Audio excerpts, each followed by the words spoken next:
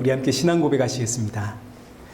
전능하사 천지를 만드신 하나님 아버지를 내가 믿사오며 그 외아들 우리 주 예수 그리스도를 믿사오니 이는 성령으로 잉태하사 동정녀 마리아에게 나시고 본디오 빌라도에게 고난을 받으사 십자가에 못 박혀 죽으시고 장사한 지 사흘 만에 죽은 자 가운데서 다시 살아나시며 하늘에 오르사 전능하신 하나님 우편에 앉아 계시다가 저리로서 산자와 죽은 자를 심판하러 오시리라. 성령을 믿사오며 거룩한 공회와 성도가 서로 교통하는 것과 죄를 사하여 주시는 것과 몸이 다시 사는 것과 영원히 사는 것을 믿사옵나이다. 아멘.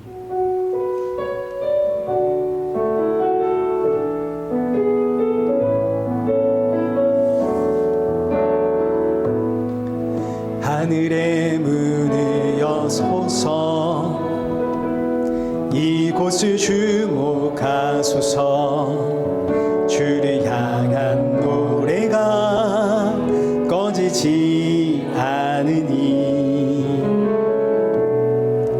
하늘을 열고 보소서 이곳에 임재하소서 주님을 기다립니다. 기도의 향기가 하늘에 닿으니 주여 임재하여 주소서 이곳에 오셔서 이곳에 앉으소서 이곳에서 드리는 예배를 받으소서 주님의 이름만이 오직 주의 이름만 이곳에 있습니다. 이곳에 오셔서 이곳에 앉으소서 이곳에서 드리는 예배를 받으소서 주님의 이름만이 오직 주의 이름만 이곳에 있습니다. 우리 이 시간 예배 앞에 서 있는 내 모습, 내 마음을 점검하면서 오늘의 말씀이 내 영혼의 담비와 같은 말씀이 되어지도록 나의 마음의 문을 열어주옵소서. 또 함께하는 사랑하는 성도들의 마음에도 새 힘과 위로와 안식의 예배가 되어지도록 은혜 부어 주옵소서. 우리 함께 예배를 사모하는 마음으로 기도의 자리로 나아가겠습니다. 기도하겠습니다.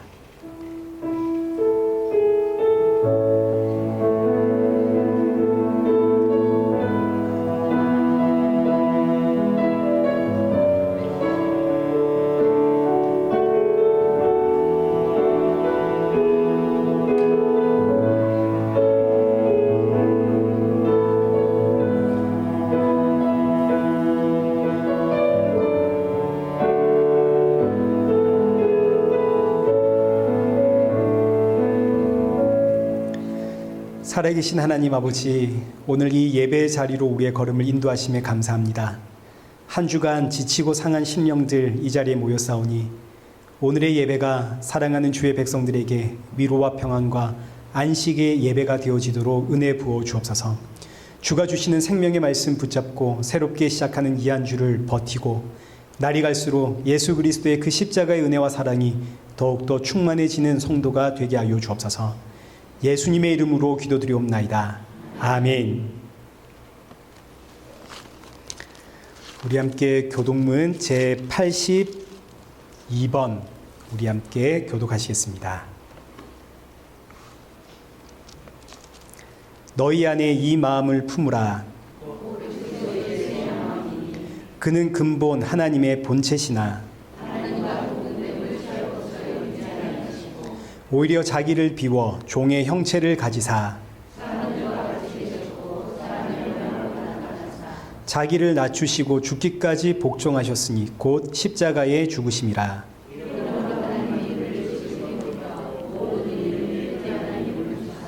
하늘에 있는 자들과 땅에 있는 자들과 땅 아래에 있는 자들로 함께 읽겠습니다. 모든 입으로 예수 그리스도를 주라 시인하여 하나님 아버지께 영광을 돌리게 하셨느니라. 아멘. 찬송가 10장 함께 찬양하시겠습니다.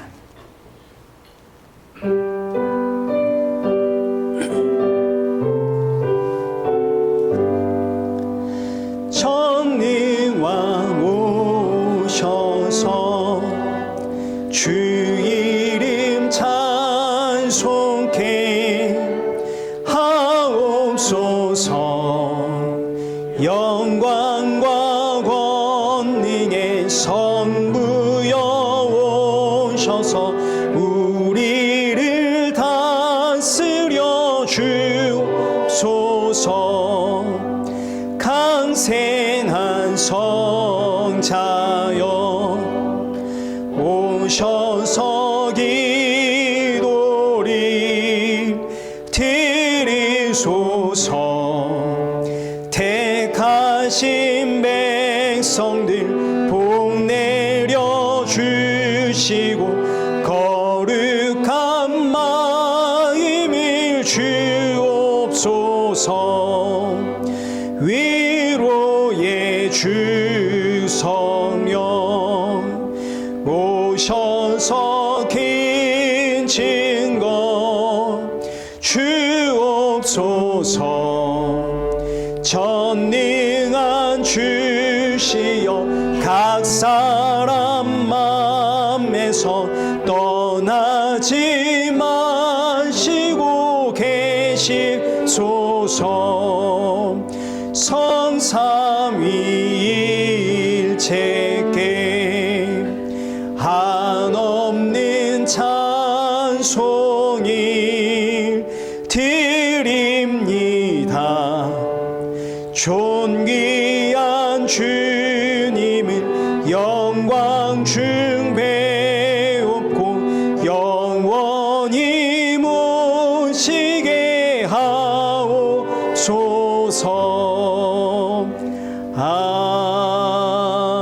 아멘. 우리 성경 봉독하시겠습니다. 우리 오늘 보실 말씀 에베소서 1장 17절에서 18절입니다. 우리 두 절의 말씀이니까요. 우리 한 절씩 교독하겠습니다. 우리 주 예수 그리스도의 하나님 영광의 아버지께서 지혜와 계시의 영을 너희에게 주사 하나님을 알게 하시고 너희 마음의 눈을 밝히사 그의 부르심의 소망이 무엇이며 성도 안에서 그 기업의 영광의 풍성함이 무엇이며. 아멘. 우리 이 시간 헌금 봉헌하겠습니다.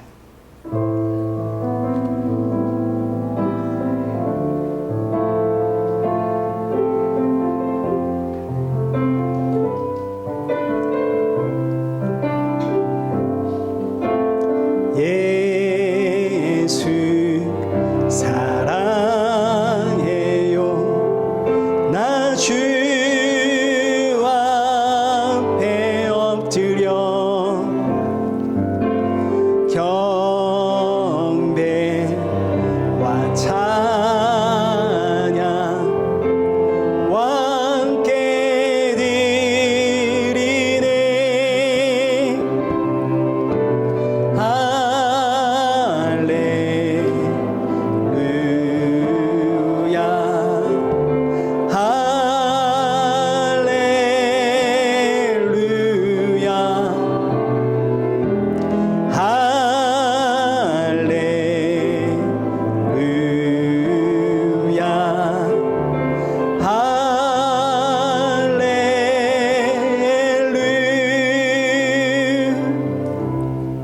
기도하겠습니다.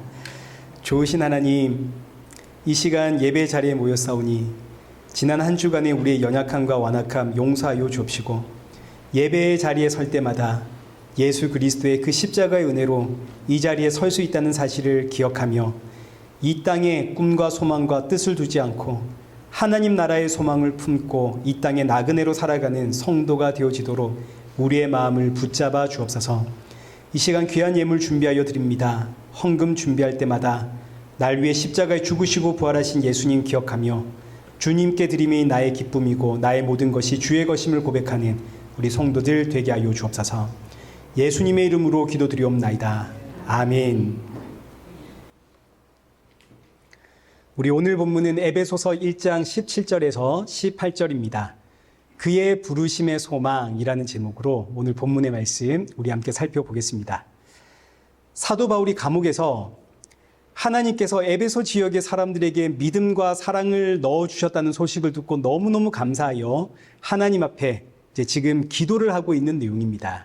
이 기도의 내용은 하나님의 사랑과 하나님의 믿음을 통해 성도가 되었다면 이제 그 다음은 무엇인가? 신앙생활을 어떻게 해야 되는 것에 대한 가르침이 담겨 있는 기도의 내용입니다. 그래서 우리가 지난주 시간에 보았듯이 첫째, 우리가 기도를 통해서 내가 믿는 대상이 누군지를 정확하게 우리가 알아야 됩니다. 여기 오늘 본문 17절을 한번 보십시오.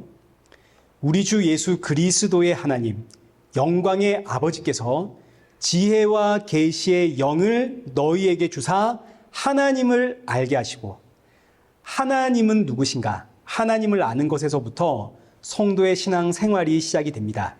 믿음이 임했다면 이제 그 다음은 하나님을 알아가야 하거든요. 여기 본문 17절 보니까 하나님이 누구신지를 정확하게 우리에게 지금 소개하고 있는데, 하나님 누구신가? 첫째, 하나님, 우리 주 예수 그리스도가 하나님이시다. 이제 둘째, 영광의 아버지가 하나님이시다. 셋째, 지혜와 계시의 영이신 성령님이 하나님이시다. 결론, 하나님은 누구신가? 삼위일체의 하나님이시다. 여기 17절이 삼위일체 하나님을 소개하는 내용입니다. 성도는 마땅히 하나님이 누구신지를 알아야 되는데, 하나님은 삼위일체의 하나님이시다. 자, 이 말씀을 좀 더 풀어서 설명을 하자면, 첫째, 하나님은 우리 주 예수 그리스도입니다. 나를 살리기 위해 십자가에 죽으시고 부활하신 그 예수님이 하나님이시죠. 그래서 우리의 주님이 예수님입니다. 십자가의 죽으심으로 죽음의 죗값을 지불하시고 죽음에서 나를 사신 예수님, 그 예수님이 지금 나의 머리가 되시고 우리의 주인이 되시고 그리고 우리의 하나님이 되십니다. 둘째, 여기 영광의 아버지가 하나님이십니다. 여기서 영광은 예수님을 뜻하거든요. 영광의 아버지는 1차적으로 예수님의 아버지 이런 뜻을 가지고 있지만 그 예수님이 지금 내 안에 계시고 내가 예수님 안에 있습니다. 우리는 예수님과 연합이 되어서 예수님 죽으실 때 함께 죽었고 예수님 살아나실 때 함께 살아났고 그리고 이제 함께 하나님의 그 보좌에 앉게 될 겁니다. 자, 그러니까 하늘 보좌의 그 예수님의 영광이 이제는 우리의 영광이 되는 거죠. 그러니 하나님을 영광의 아버지라 부르는 이 말씀 속에는 우리를 예수님과 함께 그 영광의 자리에 세워놓으실 하나님이 우리의 아버지입니다. 이런 고백도 되는 겁니다. 그렇기 때문에 우리가 기도할 때 하나님 아버지 이렇게 부를 때는 지금 나는 이 모양이지만 그러나 나에게 선한 일을 시작하신 하나님이 반드시 나를 예수님과 함께 그 영광의 자리에 세우고야 말 것이라 라는 이 신앙 고백을 가지고 우리가 기도를 시작을 하게 되는 거죠. 그래서 하나님 아버지라고 기도를 시작하면 그 다음은 자연스럽게 감사가 나올 수밖에 없습니다. 이 감사는 이 세상에서 어떤 문제 해결, 나의 간절한 소원 성취와는 근본적으로 비교가 되지 않는 감사입니다. 이 비교 자체가 불가능합니다. 여기 에베소서 1장 3절의 표현으로 하자면 하늘에 속한 모든 신령한 복을 내게 주신 거 아닙니까? 이 신령한 복이 내가 하나님의 자녀가 되는 복이고 하나님의 영광이 내 것이라는 복입니다. 여기서 터져 나오는 감사, 이 감사가 하나님이 기뻐 받으시는 찬송입니다. 자, 그리고 셋째, 이제 오늘 본문 다시 17절, 하나님은 지혜와 계시의 영입니다. 이제 오늘 우리가 이 말씀 살펴볼 겁니다.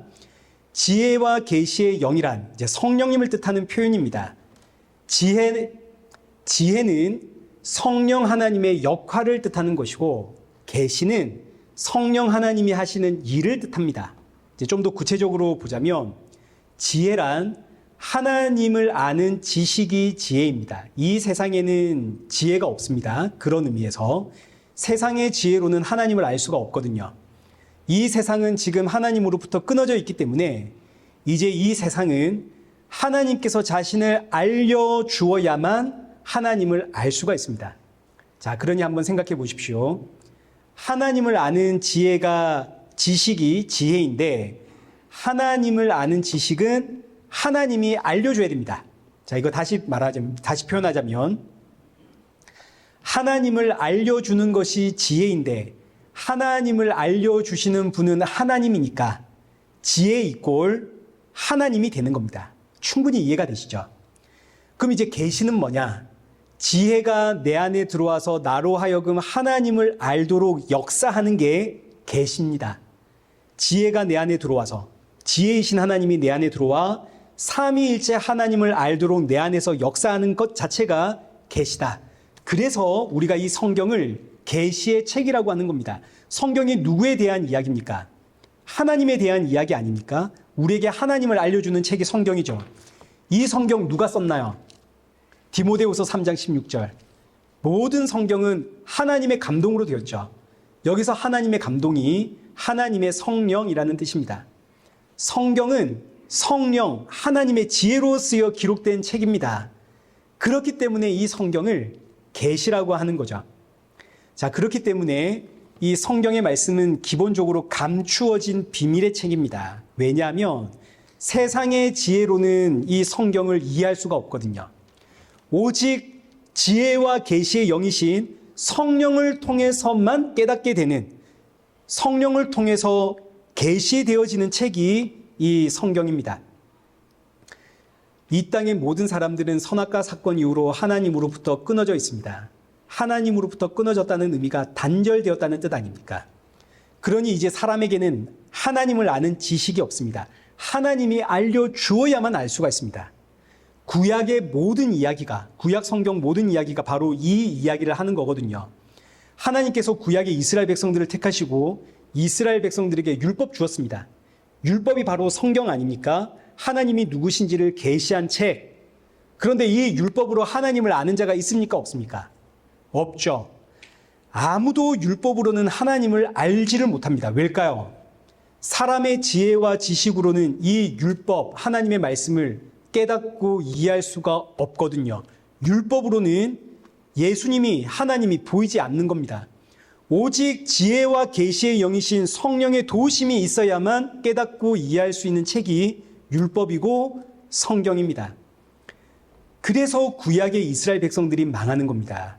이스라엘 백성들은 자신들의 지혜와 지식으로 성경을 봤거든요. 이런 이스라엘 백성들에게 하나님의 영이 감동한 선지자들이 와서, 여러분 그거 아닙니다. 이 말씀입니다. 우리는 이렇게 살아야 됩니다. 아무리 외쳐도 이스라엘 백성들 그거 못 알아듣죠. 내 눈에는 그렇게 안 보이거든요. 그래서 이스라엘 백성들 하나님을 섬긴다고 섬기지만 결국은 우상 숭배로 그들의 삶이 망하면서 끝이 나는 겁니다. 예수님 시대에 율법에 가장 정통한 사람이 사도 바울이었습니다. 사도 바울은 율법에 정통했을 뿐만 아니라 율법의 의로 흠이 없던 사람입니다. 내가 이스라엘의 그 누구보다 하나님에 대해서 잘 안다. 그리고 그 누구보다 하나님을 향한 열심이 있다. 빌립보서 3장 5절입니다. 나는 8일 만에 할례를 받고 이스라엘 족속이고 베냐민 지파고 히브리인 중에 히브리인이요 율법으로는 바리새인, 율법의 의로는 흠이 없는지라. 그래놓고 결론은 뭔가요? 그 하나님을 향한 열심으로 하나님의 교회를 박해했다 이거 아닙니까? 모르니까. 갈라디아서 1장 14절.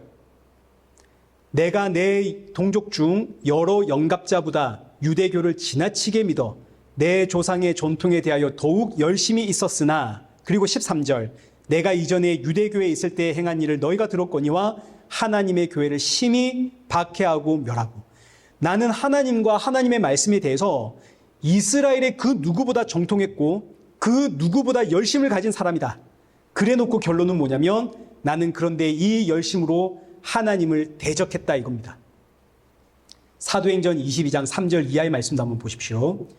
나는 유대인으로 길리기아 다소에서 났고 이 성에서 자라 가말리엘의 문화에서 우리 조상들의 율법의 엄한 교훈을 받았고 오늘 너희 모든 사람처럼 하나님께 대하여 열심히 있는 자라. 그래 놓고 뭘 했냐면 4절, 내가 이 돌을 박해하여 사람을 죽이기까지 하고 남녀를 결박하여 옥에 넘겼도다. 하나님의 말씀, 율법에 종통한 사도 바울이 하나님을 아는 그 지식을 가지고 뭘 하냐면 하나님을 대적을 합니다. 구약 이스라엘의 모든 이야기가 사도 바울 이 한 사람 안에 압축되어져 있는 겁니다. 사람의 지혜로는 하나님을 알 수 없다 이거죠. 아무리 율법을 보고 또 보아도 사람의 지혜로는 율법을 통해서 하나님을 만날 수가 없습니다. 그래서 이스라엘 백성들 하나님을 향해 열심을 내지만 그 모든 열심이 전부 다 우상 숭배가 되어버렸습니다. 이제 이걸 사도 바울이 나중에 어떻게 표현을 하냐면 여기 고린도후서 4장 3절입니다. 만일 우리의 복음이 가리웠으면 망하는 자들에게 가리워진 것이라. 그 중에 이 세상의 신이 믿지 아니하는 자들의 마음을 혼미하게 하여 그리스도의 영광의 복음의 강체가 비치지 못하게 함이니 그리스도는 하나님의 영광이니라. 그리스도가 하나님의 형상입니다. 여기 요한복음 5장 39절의 말씀처럼 너희가 성경에서 영생을 얻는 줄 생각하고 성경을 연구하거니와 이 성경이 누구에 대해 증언한다고요? 예수 그리스도. 모든 성경이 예수님 증거하고 있습니다. 구약도 예수님의 이야기입니다. 모든 율법도 예수님을 증거하고 있습니다. 아니, 성경은 하나님을 알려주는 책 아닙니까? 그런데 이 모든 성경이 예수님을 증거하고 있다면 이 의미는 하나님이 바로 예수님이라는 뜻입니다. 그런데 여기 고린도후서 4장 3절 이하의 말씀처럼 이 세상의 신이 우리의 눈을 가려가지고 이 율법, 하나님의 말씀을 통해 율법이 증거하고 있는 그 그리스도의 영광, 참 하나님이신 예수님의 그 영광의 복음의 강체를 가리고 있습니다. 이 의미가 우리가 죄와 사망에서 태어났다는 이야기고 하나님으로부터 끊어져 우리에게는 하나님을 아는 지식이 없다, 이런 이야기입니다. 그러니 아무리 성경을 보고 또 봐도 하나님을 알 수가 없습니다. 로마서 1장 21절 한번 보십시오. 하나님을 알되 하나님을 영화롭게도 아니하며 감사하지도 아니하고 오히려 그 생각이 허망하여지며 미련한 마음이 어두워졌나니 스스로 지혜 있다 하나 어리석게 되어 썩어지지 아니하는 하나님의 형상을 썩어질 사람과 새와 짐승과 기어다니는 동물 모양의 우상으로 바꿨느니라. 내가 지금 하나님을 안다고 하지만 결국은 하나님을 이 세상에 썩어지는 그 우상처럼 내가 섬기고 있더라, 이 이야기입니다.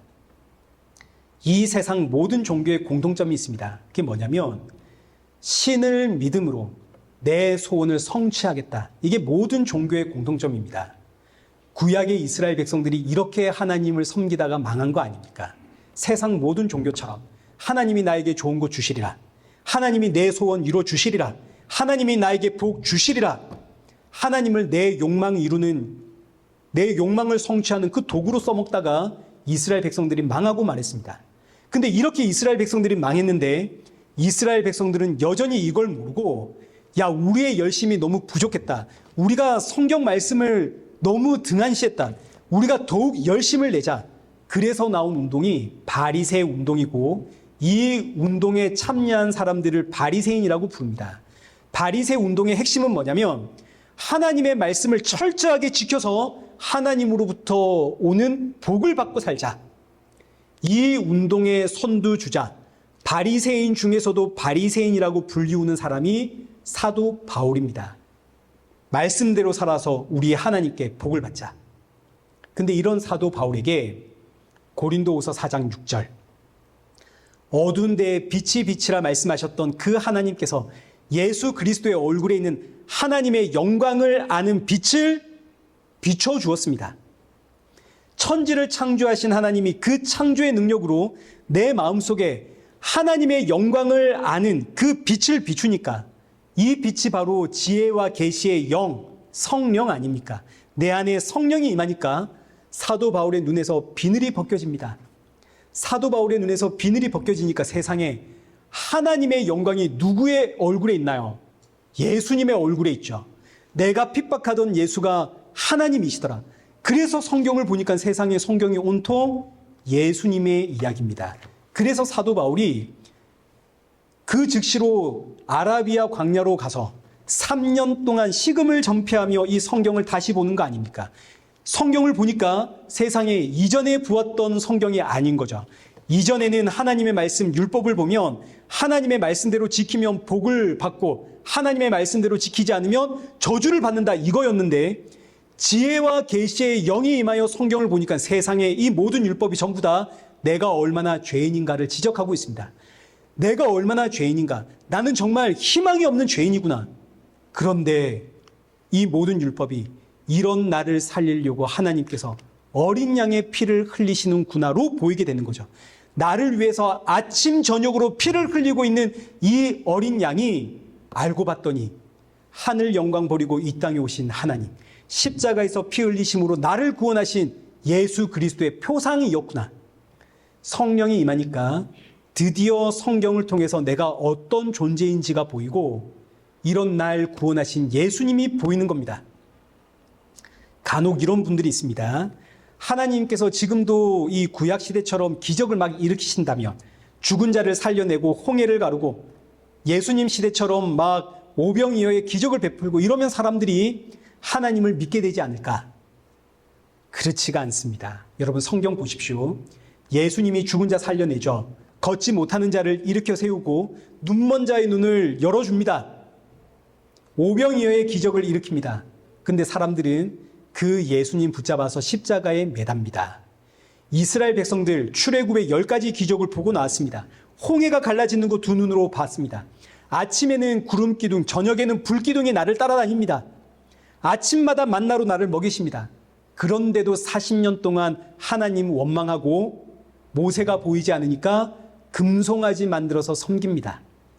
지혜와 계시의 영, 성령이 임하지 않으면 그 어떤 기적을 보아도, 하나님의 말씀 1000번을 보고 10,000번을 봐도 하나님을 알 수가 없는 겁니다. 그래서 사도 바울이 오늘 본문 17절에서 예수님을 믿는 믿음이 임했다면 지금부터 우리가 구해야 하는 것은 지혜와 계시의 영, 성령이 충만하기를 구해라. 그래야만 하나님을 알 수 있다.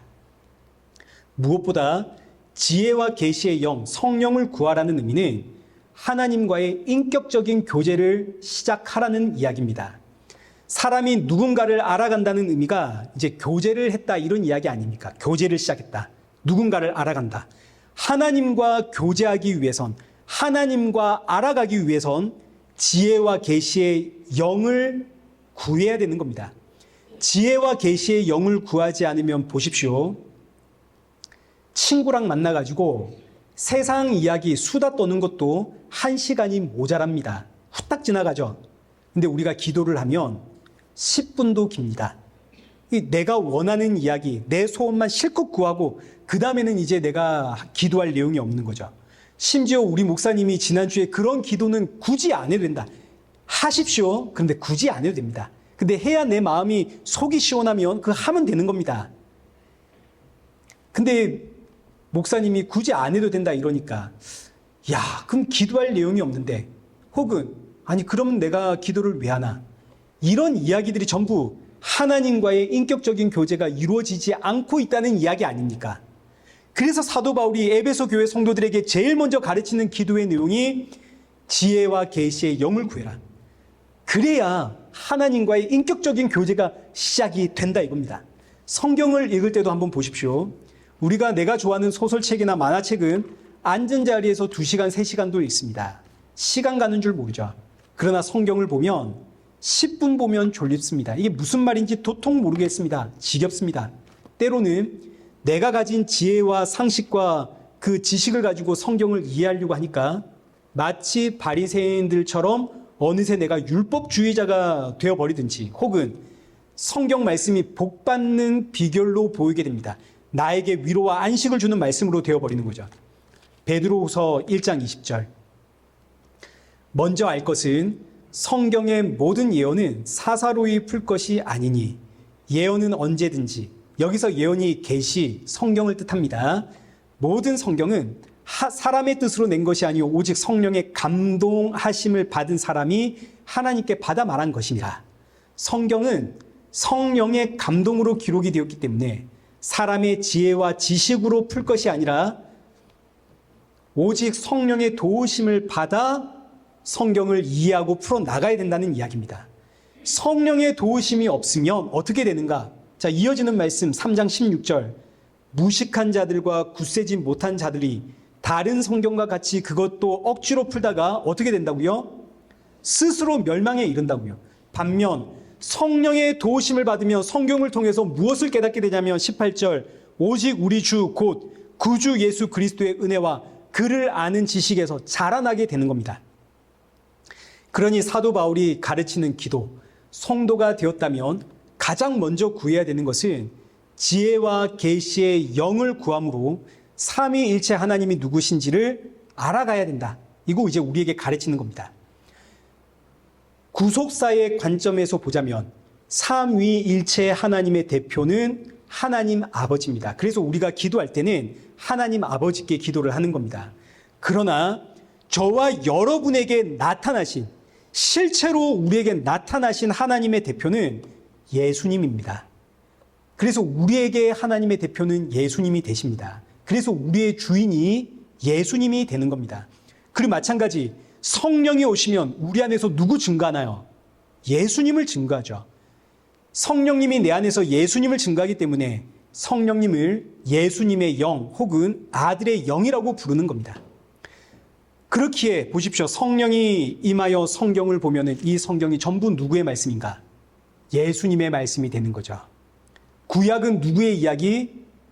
장차 오실 예수님의 이야기. 신약은 누구의 이야기? 그리고 다시 오실 예수님의 이야기. 모든 성경이 예수님의 이야기입니다. 따라서 예수님을 아는 것이 하나님을 아는 것이다. 그렇기 때문에 성령이 임하여 우리가 하나님과의 인격적인 교제를 하면 할수록 성도는 누구 닮아가겠습니까? 예수님 닮아가겠죠. 자, 그리고 나서 이제 두 번째. 성도가 되었다면 이제 그 다음 무엇을 알아야 되냐면 여기 이제 18절입니다. 너희 마음의 눈을 밝히사 그의 부르심의 소망이 무엇이며 그 기업의 영광의 풍성함은 무엇이며 그 힘의 위력으로 역사하심을 따라 믿는 우리에게 베푸신 능력의 지극히 크심이 어떠한 것인지 너희가 알게 되기를 구한다. 성도가 되었다면 이제 이 말씀들을 이제 앞으로 계속 살펴볼 내용들이거든요. 오늘은 이 중에 하나, 두 번째, 성도가 되었다면 그의 부르심의 소망이 무엇인지를 이제 알아야 됩니다. 여기서 이제 중요한 것이 우리의 소망이 아닙니다. 그의 부르심의 소망입니다. 하나님의 소망이 무엇인지를 알아가야 된다 이겁니다. 하나님의 소망이 무엇인지 이걸 위해서 기도해라 이거죠. 여기 소망이라고 하는 이 단어는 이 단어 자체가 가지는 의미가 사람을 위해 사용되는 단어가 아닙니다. 하나님을 위해 사용되는 단어입니다. 소망이라고 하는 이 뜻이 기대하다 이런 뜻인데 하나님께서 우리에게 기대하심 이게 소망입니다. 근데 이 단어를 우리가 사용하는 이유는 하나님의 소망이 곧 우리의 소망이기 때문에 우리가 소망이라는 이 단어를 사용을 하는 겁니다. 우리의 소망은 이렇게. 성도가 되었다면 하나님께서 나에게 기대하는 게 무엇인지를 알아야 됩니다. 사실 우리는 이 땅에 소망을 두고 살아가거든요. 우리는 이 세상을 사랑하는 인생입니다. 여기 요한일서 2장 15절 한번 보십시오. 이 세상이나 세상에 있는 것들을 사랑하지 마라. 누구든지 세상을 사랑하면 아버지의 사랑이 그 안에 있지 아니하니 이는 세상에 있는 모든 것이 육신의 정욕, 안목의 정욕, 이생의 자랑이니 이거 전부 다 아버지에게서 나온 것이 아니고 세상으로부터 나온 것이니라. 이 세상에서 나오는 모든 것들이 하나님으로부터 나온 것이 아닙니다. 하나님께서 나온 건 하나도 없습니다. 이 세상에 존재하는 모든 문화와 문명, 모든 것들은 전부 다 사람의 육신의 정욕과 안목의 정욕과 이생의 자랑에서 나온 것들입니다. 그렇지만 우리는 이 세상에서 태어났기 때문에 우리는 본질적으로 육신의 정욕, 안목의 정욕, 이생의 자랑을 사랑하는 인생들입니다. 그래서 우리는 기도할 때마다 이 세상 달라고 기도를 합니다. 예를 들어서 우리의 자녀들이 세상살이 너무 바빠가지고 신앙생활을 잘 못한다 하십시다. 그럼 여러분 이제 어떻게 기도해야겠습니까? 여기 말씀 보니까 이 세상을 사랑하면 아버지의 사랑이 그 안에 있다 없다? 없다. 이 세상은 아버지에게서 나온 게 아니다. 자, 그럼 이제 기도할 때 하나님, 우리 자녀들이 세상살이 바빠가지고 신앙생활을 못합니다. 하나님을 향한 그 사랑을 이 세상에 빼앗겨 버렸습니다. 그러니 하나님, 우리 자녀들 바쁠 일이 하나도 없게 해주셔가지고 이 세상 일 망해서라도 하나님 앞에 서게 해주십시오. 우리 이렇게 기도해야겠죠. 맞습니까? 아닙니까? 아멘 하십시오. 그러나 우리 이런 기도 못합니다. 우리 자녀가 하는 일 더 잘 되게 하시고 우리 자녀가 하는 일이 더 잘 돼서 우리 자녀가 이걸 통해서 야, 하나님 진짜 살아 계시구나. 이거 이렇게 깨달아가지고 믿음의 자녀 되게 해 주십시오. 하나님의 살아계심을 어디에다가 초점을 맞추냐면 세상의 성공에다가 초점을 딱 맞추고 우리는 기도를 한다고요. 우리 자녀들이 이 세상의 것들은 하나님으로부터 나오는 게 아닌데도 불구하고 우리 자녀들이 경제적으로 힘들다 이러면 야, 이거 이 세상 의지하지 말라는 하나님의 사인, 인도하심 아니냐. 하나님, 우리 자녀들 경제적으로 아무리 힘들어도 더욱 예수님 자랑하고 예수님 증거하는 믿음의 사람 되게 해주십시오. 아무리 힘들어도 그 입술에서 하나님을 향한 불만과 원망 나오지 않게 해주십시오. 이렇게 기도해야 될 텐데 우리는 하나님, 우리 자녀들이 경제적으로 힘듭니다. 경제의 문제 해결해 주실 줄 믿습니다. 집 문제가 해결될 줄 믿습니다. 직장의 문제 해결될 줄 믿습니다. 우리 이렇게 기도하지 않습니까? 우리가 얼마나 본질적으로 세상을 사랑하고 있는가를 한번 보셔야 됩니다. 우리의 초점이 전부 이 세상을 향해 있습니다. 그래서 사도 바울이 우리의 소망이 아니라, 기도는 우리의 소망이 아니라 그의 부르심의 소망, 하나님의 소망이 무엇인지를 알게 해달라고 기도하는 게 기도다. 하나님이 나에게 원하시는 게 무엇인가? 하나님이 나에게 기대하는 게 무엇인가? 사실 사도 바울은 에베소서 처음부터 이 이야기를 시작을 합니다. 하나님이 우리에게 기대하시는 나를 부르심의 그 소망, 에베소서 1장 6절 보십시오. 우리에게 거저 주시는 바 그의 은혜의 영광을 찬송하게 하려는 것이라. 12절, 우리가 그리스도 안에서 전부터 바라던 그의 영광의 찬송이 되게 하려 하심이라. 14절, 우리의 기업의 보증이 되사 그의 영광을 찬송하게 하려 하심이라. 하나님께서 저와 여러분에게 기대하는 것은 다른 게 아닙니다. 우리가 하나님의 영광을 찬송하는 겁니다. 내 영광을 찬송하는 게 아니라 내가 어떤 좋은 일이 있어가지고 이 영광을 바칩니다. 이게 아니라 하나님의 영광 찬송하는 게 하나님이 우리를 향해 기대하시는 겁니다. 이게 그의 부르심의 소망입니다. 이 말씀이 4장 1절로 가면 어떻게 되냐면, 그러므로 주 안에서 갇힌 내가 너희를 권하노니 너희가 부르심 받은 일에 합당하게 행하여 모든 겸손과 온유로 하고 오래 참음으로 사랑 가운데서 서로 용납하고 평안에 매는 줄로 성령이 하나 되게 하신 것을 힘써 지키라. 그의 부르심의 소망이 뭐냐면 우리가 부르심을 받은 그 일에 합당하게 행하는 것인데, 그게 뭐냐면 성령이 하나 되게 하신 것을 힘써 지키는 일입니다. 이 중간에 나오는 말씀, 겸손, 온유, 오래 참은, 사랑, 용납, 이런 것들은 성령이 하나 되게 하시는 것을 힘써 지키는 방법들 중에 하나입니다. 그러니까 이 말씀은 지금 빼도 되는 겁니다. 자, 그러면 성령이 하나 되게 하신 것을 힘써 지키게 하라. 성령이 하나 되게 한 게 뭔가요? 저와 여러분이 어떻게 성령 안에서 하나가 되었습니까? 누구 안에서? 예수님 안에서 우리가 하나가 되었죠. 성령님이 우리 각자에게 예수님을 알게 하시니 저와 여러분이 예수님 안에서 우리가 한 지체, 한 몸이라는 걸 우리가 알게 된 거 아닙니까? 그래서 우리가 함께 모여가지고 지금 한 몸으로 지어져 가고 있죠. 그러니 성령이 하나 되게 하신 것을 힘써 지키라는 의미는 우리를 하나 되게 하신 예수님과 그 십자가 앞에 항복하라는 이야기입니다. 우리가 예수님 앞에 항복하는 것이 하나님께 찬송을 돌리는 것이고, 이것이 하나님이 우리에게 기대하시는 그의 부르심의 소망입니다. 자, 이 말씀이 다른 성경에서는 또 어떻게 표현이 되냐면 골로새서 3장 15절입니다. 함께 읽겠습니다. 시작. 그리스도의 평강이 너희 마음을 주장하게 하라. 너희는 평강을 위하여 한 몸으로 부르심을 받았나니 너희는 또한 감사하는 자가 되라. 아멘. 자, 여기서도 그리스도의 평강이 너희 마음을 주장하게 해라. 이 말씀이 예수님 앞에 항복하라는 뜻 아닙니까? 내가 나의 주인이 되려고 하는데 그러지 말고 나의 주인이 되시는, 너의 주인이 되시는 그 예수님 앞에 항복해라. 이게 하나님께서 우리에게 기대하시는 그의 부르심의 소망입니다. 또 이어지는 말씀 보시면 너희는 평강을 위하여 한 몸으로 부르심을 받았다.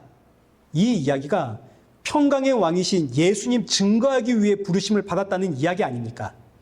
저와 여러분이 예수님 앞에 항복하고 그 예수님 자랑하고 그 예수님 증거하는 것이 하나님께 찬송을 올려드리는 것이고 이것이 하나님께서 우리에게 기대하는 하나님의 소망입니다.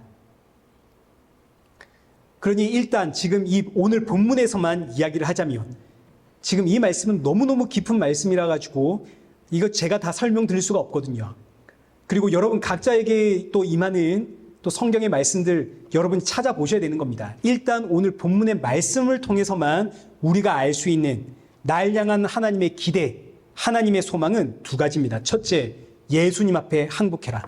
둘째는 예수님의 증인이 되어라. 이걸 위해서 기도하라 이겁니다. 나는 지금 하나님 앞에 항복하고 있는가? 십자가 앞에 항복하고 있는가? 이걸 위해서 기도해라 이거죠. 우리의 모습을 한번 돌아봐야 되는 겁니다. 여기 누가복음 21장 36절에 예수님께서 이제 십자가에 달리기 직전에 제자들에게 하신 말씀입니다. 너희는 항상 기도하며 깨어 있어라. 이 말씀이 항복하라는 이야기거든요. 예수님 앞에 너의 주인이신 그 예수님 앞에 항복해라. 항복하지를 못하면 34절 너희는 스스로 조심해라. 그렇지 않으면 방탕함과 술 취함과 생활의 염려로 마음이 둔하여지고 뜻밖의 그날에 덫과 같이 너희에게 임하리라. 자, 무슨 이야기냐면 우리가 예수님 앞에 하나님 앞에 항복하지 못하면 우리의 삶은 방탕함과 술 취함과 생활의 염려로 인해 마음이 둔하여집니다. 둔하여진다라는 이 단어는 무겁다, 짓누르다, 압박하다 혹은 단단해지다, 완강해지다 이런 뜻을 가지고 있습니다. 우리가 예수님 앞에 항복하지 못하면 우리 마음에 평강이 없습니다. 그리고 우리의 마음이 단단해집니다. 완악해진다 이겁니다. 여기서 술 취함과 방탕함은 마음이 완악해지는 이야기고 생활의 염려는 마음이 완악해질 뿐만 아니라 마음의 평강이 사라지는 이야기입니다. 먼저 여기 방탕함이라고 하는 것은 시간을 낭비한다는 뜻입니다. 내 즐거움 혹은 내 게으름 때문에 지금 내가 마땅히 해야 하는 것을 안 하는 게 방탕함입니다. 우리가 잘 알듯이 예수님 언제 오실지 우리 아무도 모르죠.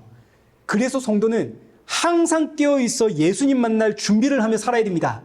그런데 내 즐거움 때문에 혹은 내 게으름 때문에 예수님 만날 준비를 하지 않고 이 귀한 시간을 세상에다가 쏟아붓습니다. 이것이 방탕함이고 그 결과 우리의 마음은 완악해집니다. 둘째, 술 취함이란 단순히 술에 취하는 걸 이야기하는 게 아니라 중독을 이야기합니다. 어떤 일이 나를 사로잡음, 어떤 일에 내가 장악되어 버림, 중독, 인터넷 중독, 게임 중독, 핸드폰 중독. 현대인들은 지금 무언가에 다 중독되어 있습니다. 이게 술 취함입니다. 무언가에 내가 중독되어 지금 내가 예수님 앞에 서야 되는데 TV 볼 시간은 있는데 기도할 시간은 없고 여가 활동 누릴 시간은 있는데 말씀 읽은 시간은 없는 마음이 완악해집니다. 마지막 생활의 염려, 이게 제일 무섭고 제일 힘든 겁니다. 신앙생활은 하고 있는데 생활의 염려 때문에 마음의 평안이 없고 늘 불평이고 불만입니다. 마태복음 여기 13장 22절 말씀을 보시면 예수님께서 씨 뿌리는 비유 이야기하시거든요. 세상 염려와 재물의 유혹이 얼마나 무서운지 말씀이 뿌려졌는데 결실을 맺지 못합니다. 생활의 염려가 얼마나 무섭냐면 우리 신앙이 자라지를 못합니다. 믿음이 들어왔거든요. 근데 결실을 맺지 못합니다. 세상 염려할 때문에 하나님 앞에 설 시간이 없습니다. 그리고 이 모든 세상의 염려는 전부 다 결국 돈으로 연결되거든요. 돈은 일만 악의 뿌리입니다. 그러니 세상 염려는 결국 나를 돈에 붙잡힌 불신자로 만들어버립니다. 제일 무서운 겁니다. 근데 보십시오. 세상 염려 안 하며 살아가는 사람들이 있습니까? 우리는 이 말씀을 알고 있음에도 돈을 사랑하지 않는 사람들이 있습니까? 방탕함과 술 취함에 우리 전부 젖어 있죠. 우리가 세상 즐거움을 찾아서 얼마나 시간 낭비하고 있습니까? 이 땅에 무언가에 얼마나 우리가 중독되어 있습니까? 그러니 우리는 하나님이 부르신 그 하나님의 부르심의 소망, 그 하나님의 기대에 전혀 반응하지도 못하고 거기에 충족해 줄 수도 없는 인생들입니다. 근데 너무너무 놀라운 것은 우리가 이렇게 연약하고 완악함에도 불구하고 하나님은 이런 우리에게 실망을 한다 안 한다? 실망을 안 합니다. 하나님이 우리의 연약함 너무너무 잘 알고 계시거든요. 우리가 이토록 연약하기 때문에 하나님이 하늘 영광 버리고 이 땅에 오셔 십자가에 죽으신 거 아닙니까? 우리가 하나님의 소망, 하나님의 기대에 못 미칠 인생임을 하나님이 너무너무 잘 아시기 때문에 십자가에 죽으신 하나님이 성령으로 나를 찾아오신 거 아닙니까? 로마서 8장 26절 보십시오. 이와 같이 성령도 우리의 연약함을 도우시나니 우리는 마땅히 기도할 바를 알지 못하나 오직 성령이 말할 수 없는 탄식으로 우리를 위하여 뭐 한다고요? 기도하고 계신다고요. 지금도. 우리가 너무너무 연약한 인생임을 하나님이 너무너무 잘 아시기 때문에 내 안에 성령님이 지금도 나를 위해 친히 기도하고 계십니다. 24시간 주무시지도 않고 졸지도 않고 밤낮으로 깨어 날 위해 기도하시는 분이 성령님입니다. 그래서 우리를 깨어있는 자라고 하는 겁니다. 내가 진짜 깨어있는 게 아니죠. 내 안에 누가 깨어있나요? 성령이 깨어 계시죠. 성령님만 날 위해 기도하는 게 아닙니다. 여기 34절 보십시오. 누가 정죄하리요? 죽으실 뿐 아니라 다시 살아나신 이는 그리스도 예수시니 그는 하나님 우편에 계신 자요 우리를 위하여 간구하시는 자신이라. 내가 염려한다고 해서 내가 연약하다고 해서 내가 시간을 낭비하고 내가 어딘가에 중독되어 있고 내가 생활의 염려로 마음이 완악해졌다고 해서 누가 나를 정죄하겠습니까? 이런 나를 위해 십자가에 죽으셨을 뿐만 아니라 부활하시어 지금도 하나님 우편에서 나를 위해 기도하고 계시는 그 예수님도 나를 정죄하지 않습니다. 오히려 나를 위해 기도하고 계십니다. 자, 그러니까 결국 하나님의 소망은 우리가 이루어가는 게 아니라 누가 이루어 가십니까? 결국은 하나님이 이루어 가시죠. 여기 빌립보서 1장 6절의 말씀처럼 너희 안에 착한 일을 시작하신 이가 그리스도 예수의 날까지 이 모든 것들을 이루실 줄 우리가 확신하노라. 하나님의 그 부르심의 소망, 나를 통해 하나님께서 기대하시는 그 부르심의 소망을 하나님이 친히 이루시고 완성을 하십니다. 그래서 로마서 8장 28절에 우리가 알거니와 하나님을 사랑하는 자 곧 그의 뜻대로 부르심을 입은 자들에게는 어떻게 된다고요? 모든 것이 협력하여 선을 이룹니다. 여기서 이 모든 것이란 우리 삶에서 일어나는 모든 일들을 뜻하는 것도 되지만 사실은 이 모든 것이 삼위일체의 하나님을 뜻하는 표현입니다.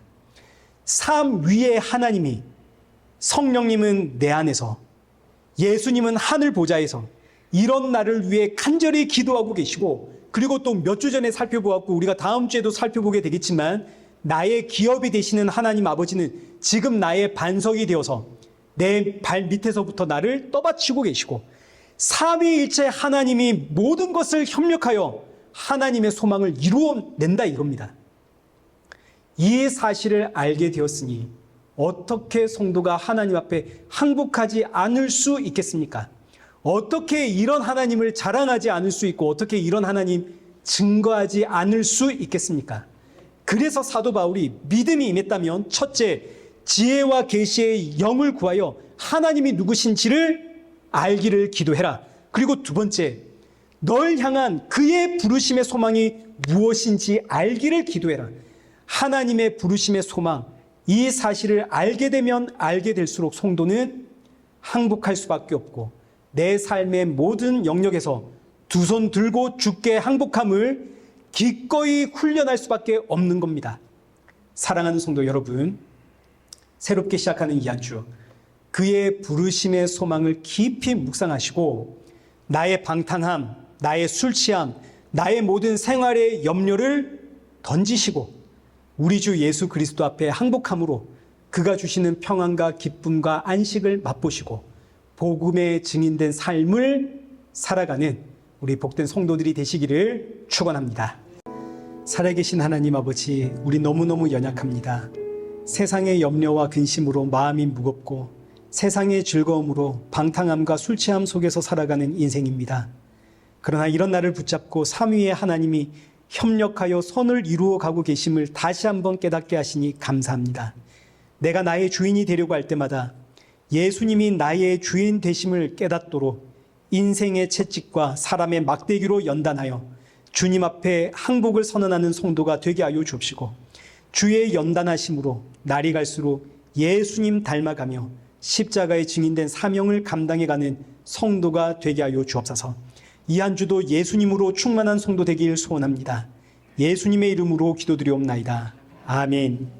이제는 우리 주 예수 그리스도의 은혜와 성부 하나님의 크신 사랑과 성령 하나님의 위로교통 충만하심이 날이 갈수록 더 많이 감사하고 더 많이 찬양하고 더 많이 예수님 닮아가는 우리 일회교회와 성도들과 온 세계 교회의 머리머리 위에 이제로부터 영원토록 함께 있을지어다. 아멘.